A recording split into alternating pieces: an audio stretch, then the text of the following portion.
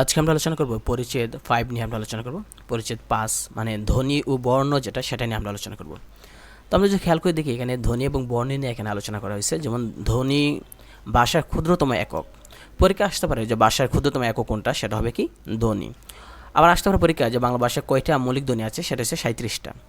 আবার আসতে পারে যে এই মানে ধ্বনিকে কয় ভাগে ভাগ করা আছে, সেটা হচ্ছে 2 ভাগে। কোনগুলো? সেটা হচ্ছে স্বরধ্বনি ও ব্যঞ্জন ধ্বনি। মৌলিক স্বরধ্বনি কয়টা? পরীক্ষা আসতে পারে, অপশনে থাকতে পারে এমসিকিউতে। আমরা বলবো যে 7টা হচ্ছে মৌলিক স্বরধ্বনি, যেটা এসএসসি পরীক্ষা আসতে পারে যে মৌলিক স্বরধ্বনি কয়টা, আমরা বলবো যে 7টা। কোনগুলো সেগুলো পরীক্ষা আসতে পারে। যেমন দেখেন রস্বই, এ, এ, আ, অ, উ, রস্যু, এই 7টাকে বলা হয় মৌলিক স্বরধ্বনি বলা হয়। আর ব্যঞ্জনধ্বনি মৌলিক কয়টা? 30টা। এসএসসি পরীক্ষায় দেখা যায় যে আপনার মানে এমসিকিউ হিসেবে অনেকগুলো প্রশ্ন গ্রামার থেকে বেশি আসে, মানে ব্যাকরণ থেকে। সেটা থেকে আমরা যদি বলতে পারি যে ব্যঞ্জনধ্বনি 30টা, সেটা আসতে পারে কী কী সেটাও আমাদেরকে জানা রাখবে। ঠিক আছে, যে কোনগুলো এই যে 30টা আছে, এই 30টাকে বলা হয় আপনার মৌলিক ব্যঞ্জনধ্বনি বলা হয়, যেটা বিভিন্ন পরীক্ষায় আসতে পারে, এসএসসি বা অর্ধবার্ষিক বা বার্ষিক পরীক্ষায় আসতে পারে। তাই এটা খুবই মনোযোগ দিয়ে আমাদেরকে এগুলো শিখতে হবে। তো এখানে তৃতীয় বন্ধনী দিয়ে ধ্বনি বা উচ্চারণ নির্দেশ করা, অর্থাৎ তৃতীয় বন্ধনী এই কারণে দেওয়া হয়েছে যেটা দ্বারা উচ্চারণটাকে নির্দেশ করা হইতেছে। তারপর দেখেন যেসব ধ্বনি উচ্চারণের সময় বায়ু মুখ গহ্বরের কোথাও বাধা পায় না, সেগুলোকে বলা হয় স্বরধ্বনি। অর্থাৎ স্বরধ্বনি যখন আমরা উচ্চারণ করব, তাহলে তখন মুখের কোনো স্থানে দাঁতে বা তালুতে বা জিবায় বা আলজিবে কোথাও এই বাতাসটা বাধা পাবে না, সেটা হলো স্বরধ্বনি। অন্যদিকে ব্যঞ্জন ধ্বনি যখন আমরা উচ্চারণ করব, তখন সেক্ষেত্রে কি মুখের ভিতরে যে বিভিন্ন অঙ্গ প্রত্যঙ্গ, দাঁত বা দন্তমূল, তালু অথবা শ্বাসনালী, যেমন একটা মাঝে বাতাসে কী করবে, বাধা প্রাপ্ত হবে। এটাকে বলে ব্যঞ্জন। তো আমরা যে ইংরেজিতে বাওয়েল বলি, এ, ই, আই, ও, ইউ, এই বাওয়েলটাকে বলা হয় স্বরধ্বনি। বাওয়েল হচ্ছে স্বরধ্বনি। আর আমরা যে বলি কনসোনেন্ট, সেটা বলা হয় ব্যঞ্জন। এখানে একটা আছে ধ্বনির প্রতীককে বলা হয় বর্ণ। পরীক্ষা আসতে পারে, এসএসসি পরীক্ষা আসতে পারে যে ধ্বনির প্রতীককে কী বলা হয়, আমরা বলবো বর্ণ বলা হয়। এই বর্ণ কানে শোনার বিষয়কে চোখে দেখার বিষয়ে পরিণত করে। ভাষার সবগুলো বর্ণকে একত্র বলা হয় বর্ণমালা। তাহলে পরীক্ষা আসতে পারে যে ভাষার সবগুলো বর্ণকে একত্রে কী বলে, অপশনে থাকবে বর্ণমালা। আবার ধ্বনি বিভাজন অনুযায়ী বাংলা বর্ণমালাকে আবার 2 ভাগে ভাগ করছে, সেটা হচ্ছে স্বরধ্বনির প্রতীক হিসেবে স্বরবর্ণ আর ব্যঞ্জন ধ্বনির প্রতীক হিসেবে ব্যঞ্জন বর্ণ।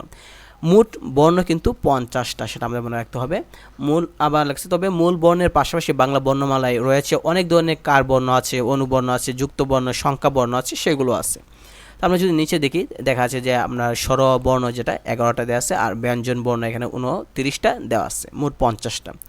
কার কি আছে? স্বরবর্ণের যে মোট সংক্ষিপ্ত 10টা রূপ আছে, এই 10টা রূপকে বলা হয় কার বলা হয়। যেমন আকার, রস্যিকার, দীর্ঘইকার, রস্যুকার, এইগুলো হচ্ছে আপনার কার 10টা। আর কার বর্ণের কোনো স্বতন্ত্র ব্যবহার নেই, অর্থাৎ কার বর্ণ স্বাধীনভাবে বাক্যে কোনো ব্যবহার করা হয় না। তো পরীক্ষা আসতে পারে যে স্বতন্ত্র ব্যবহার নেই নিচের কোনটা, একটা কার বর্ণ দিল, রস্যিকার, দীর্ঘইকার দেওয়া দিল, আমরা বলবো সেটাই। এগুলোকে ব্যঞ্জনবর্ণে আগে, পরে, উপরে বা নিচে যুক্ত করতে হয়। এই কার বর্ণগুলো ব্যঞ্জনবর্ণের সাথে যুক্ত করতে হয়। কোনো ব্যঞ্জনের সঙ্গে কার বর্ণ বা হস চিহ্ন না থাকলে ব্যঞ্জনটির সঙ্গে অ আছে বলে ধরে নেওয়া হয়। অর্থাৎ কোনো একটা ব্যঞ্জনের সাথে যখন আমরা ব্যবহার করব, আর ওইখানে যদি আমরা দেখি কোনো ব্যঞ্জনের সঙ্গে যখন কার বর্ণ ব্যবহার করব, তখন বা হস চিহ্ন যদি আমরা না থাকলে ব্যঞ্জনটির সাথে আমরা দেবো যে অ আছে। এটা আমরা পরবর্তীতে গেলে আমরা বুঝবো যে এখানে কি আছে, এটা ধ্বনির ব্যঞ্জন সন্ধির মধ্যে এটা আলোচনা করা আছে। অর্থাৎ কোনো একটা ব্যঞ্জন বর্ণের সাথে যদি কোনো কার বর্ণ মানে আকার, রসিকার, দীর্ঘইকার এগুলো যদি না থাকে, বা কোনো নিচে যদি হস চিহ্ন, এই যে নিচে একটা টান দেওয়া আছে, ও এটাকে বলে হস চিহ্ন বা হলন্ত। এই হস চিহ্ন যদি না থাকে, তাহলে যে কোনো একটা বর্ণের মধ্যে অ আছে। যেমন আমরা যদি খেয়াল করে দেখি, ব, ল, এটা কি হবে? এটা হবে বল না, বল হবে বল। ওইটাই বলতেছে। কেন বলতেছে? যে কোনো একটা ব্যঞ্জন, যেমন এই যে ল, এটা একটা ব্যঞ্জন, এই ব্যঞ্জন বর্ণ ল, এই ব্যঞ্জন বর্ণের মধ্যে দেখা যাইতেছে যে এটার মধ্যে কোনো কি নাই, কার নাই, আকার, রস্যিকার, দীর্ঘইকার, রিকার, একার কিছু যুক্ত করা হয় নাই। আর নিচে একটা এরকম যে হস চিহ্ন, এটাও দেওয়া নাই। যদি দেওয়া না থাকে, তাহলে সেটাকে আমরা বলবো কি, সেটার সাথে একটা অ আছে। এই যে অ বলছিল আমাদেরকে যে সেটার সাথে একটা অ আছে, তাই সেটা বল না হয়ে হবে বল। কারণ বলতেছে যে ব্যঞ্জনের সাথে যদি রস্যিকা, দীর্ঘইকার, আকারিকার না থাকে বা হসন্ত চিহ্ন না থাকে, তাহলে শেষে অ আছে বলে ধরে নেওয়া হবে, তাহলে এটা বল হবে। আর যদি নিচে একটা এইভাবে যদি একটা টান দেওয়া থাকে, এই টানটাকে বলা হয় হসন্ত বা হলন্ত। এই হস চিহ্ন যদি দেওয়া থাকে, তাহলে অ নাই, আমরা বলবো বল, শেষে বল, অ বলবো না। ঠিক আছে। বলো, এই অ যে আছে অ বলবো না, টান দেওয়া মানে নিচে হস চিহ্ন দেওয়া মানে কি এখানে অ নাই, তাই আমরা বলবো বল, শুধু বল, ওই এটা এখানে বলা হয়েছে। তাহলে যদি হস চিহ্ন থাকে তাহলে আমরা অ আছে বলে আমরা বলবো না, বলবো বল। আর হস চিহ্ন যদি না থাকে তাহলে শেষে অ আছে, বলো, ওইটা এখানে বোঝাতেছে। তারপর দেখেন ব্যঞ্জন বর্ণের বিকল্প রূপের নাম হচ্ছে আপনার অনুবর্ণ। পরীক্ষা আসতে পারে যে ব্যঞ্জন বর্ণের বিকল্প রূপ কোনটা, তাহলে আমরা বলবো সেক্ষেত্রে কি বলবো, যে অনুবর্ণ বলবো, যে ব্যঞ্জন বর্ণের সংক্ষিপ্ত রূপ অনুবর্ণ।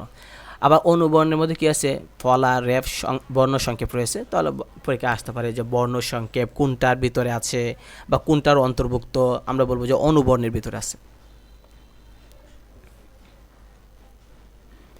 এখানে ফলা দেওয়া আছে, ফলা হচ্ছে ব্যঞ্জন বর্ণের কিছু সংক্ষিপ্ত রূপ অন্য ব্যঞ্জনের নিচে অথবা ডান পাশে ঝুলে থাকে, সেগুলোকে বলা হয় ফলা বলা হয়। ব্যঞ্জন বর্ণের কিছু সংক্ষিপ্ত রূপ আছে যেগুলো ডানে বামে উপর নিচে ঝুলে থাকে, সেগুলো যেমন ন ফলা, ব ফলা, ম ফলা, জ ফলা, র ফলা, ল ফলা আছে এইগুলো। র্যাফ আছে, আমরা চিনি র্যাফকে, র্যাফ একটি অনুবর্ণ। আর বর্ণ সংক্ষেপ দেওয়া আছে, বর্ণ সংক্ষেপ মানে কি, ওই যে যুক্ত বর্ণ যেটা সেটাকে বলে বর্ণ সংক্ষেপ বলা হয় কি।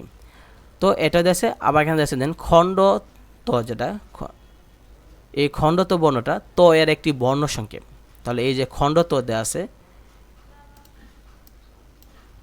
এই যে এখানে খণ্ড ত দেওয়া আছে, এই খণ্ড ত হচ্ছে আপনার ত এর একটা বর্ণ সংক্ষেপ, ঠিক আছে, যে ত এর একটা বর্ণ সংক্ষেপ দেওয়া আছে, অর্থাৎ ত থেকে এটা আসছে খণ্ড ত, ত এর খণ্ড মানে অর্ধেক, ত এর অর্ধেক, তাই বলা হয় খণ্ড ত, যা বাংলা বর্ণমালার স্বতন্ত্র বর্ণ হিসেবে স্বীকৃত পায়। তাহলে এই খণ্ডত্ব কিন্তু স্বতন্ত্র বর্ণ মানে নিজস্বভাবে বসতে পারে। এখানে যুক্ত বর্ণ দেওয়া আছে, যুক্ত বর্ণ দুই ধরনের, একটা হচ্ছে স্বচ্ছ যেটা চোখে দেখে চেনা যায়, একটা হচ্ছে অস্বচ্ছ যেটা সহজে চেনা যায় না। স্বচ্ছ কোনটা, যেমন দেখেন এটা দেওয়া আছে প্রথমটা, এটা আমরা জানি যে ক সংযুক্ত ট, এটা বর্গীয় জ সংযুক্ত বর্গীয় জ, এটা বর্গীয় জ সংযুক্ত কি আছে, ঝ আছে, সহজে চেনা যায়। অস্বচ্ছ মানে চেনা যায় না, যেমন দেখেন প্রথমটা, এটা কি ক যুক্ত, দেখলে মনে হয় না যে এখানে ক আর ত যুক্ত আছে, দেখলে মনে হয় না যে এখানে ক আর ম আছে, দেখলে মনে হয় না যে এখানে ক যুগ রফল আছে। কিও যেটা আছে, কিওরে দেখলে মনে হয় না যে ক যুগ মূর্ধন্য স আছে। তো এটা আমরা দেখব, কারণ আমরা যখন কোনো টাইপ করতে চাই, বাংলা টাইপ করতে গেলে এই যুক্ত বর্ণগুলো আমাদেরকে জানা লাগে।